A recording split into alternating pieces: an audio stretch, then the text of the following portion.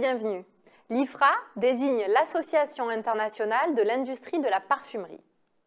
Forte de plus de 50 ans d'existence, elle a entre autres développé des standards au sens bonne pratique qui permettent de garantir la sécurité des compositions parfumantes utilisées ensuite dans la formulation de produits. En pratique, ces standards qui s'adressent aux fournisseurs de parfums vont restreindre ou interdire l'utilisation de certains composants. Les compositions parfumantes étant en général des mélanges complexes et confidentiels, la conformité aux standards de l'IFRA et la transmission par le parfumeur du certificat IFRA attestant de cette conformité vont être une référence et un prérequis garanti pour le toxicologue dans le cadre de l'évaluation de la sécurité du produit cosmétique. Un amendement IFRA peut avoir deux principales conséquences pour le fournisseur de parfums, l'obligeant à une reformulation de la création parfumée. Soit une interdiction d'utilisation de un ou plusieurs composants, soit une limitation de la concentration d'un ou plusieurs composants. Chaque nouvel amendement précise la date à partir de laquelle le fournisseur de parfum se doit de mettre en conformité sa composition parfumante.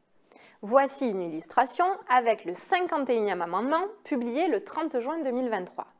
Pour les nouvelles compositions, il est entré en application 2 mois plus tard pour les composants interdits et 9 mois pour les restrictions.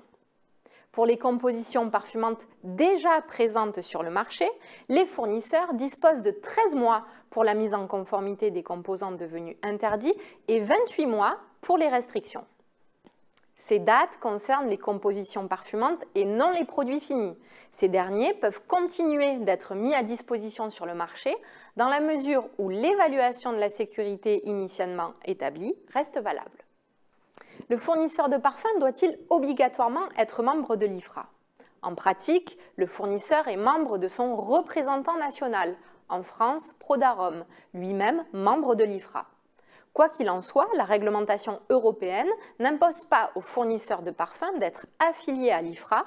En revanche, concrètement, aucun toxicologue n'acceptera de signer une évaluation de la sécurité mettant en œuvre un parfum ne détenant pas de certificat de conformité aux standards de l'IFRA. Quels sont les impacts d'une publication IFRA pour le metteur sur le marché de produits cosmétiques ? Eh bien, le fabricant devra commencer par obtenir du fournisseur de parfum le nouveau certificat IFRA, c'est-à-dire mis à jour selon le dernier amendement. Selon les changements, le metteur sur le marché devra soit réduire la concentration de parfum dans la formule, soit procéder à une reformulation de plus grande ampleur. Dans les deux cas, cela va impacter le DIP initialement constitué, dont l'évaluation de la sécurité devra être mise à jour. Et si nécessaire, une mise à jour de l'étiquetage pourrait avoir lieu, notamment au regard de l'étiquetage des nouveaux allergènes. Ensuite, comme l'IFRA s'applique aux matières premières parfumantes et non aux produits finis, il n'évoque pas de délai de mise en conformité des formules, ni de retrait du marché des produits dont le parfum est devenu non conforme.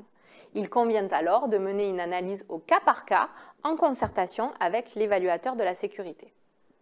En conclusion, bien qu'il se nomme Code de bonne pratique ou bonne conduite, le certificat IFRA est absolument nécessaire pour l'évaluation de la sécurité des parfums et donc du produit fini dans lequel il entre. Mais il n'est pas le seul document.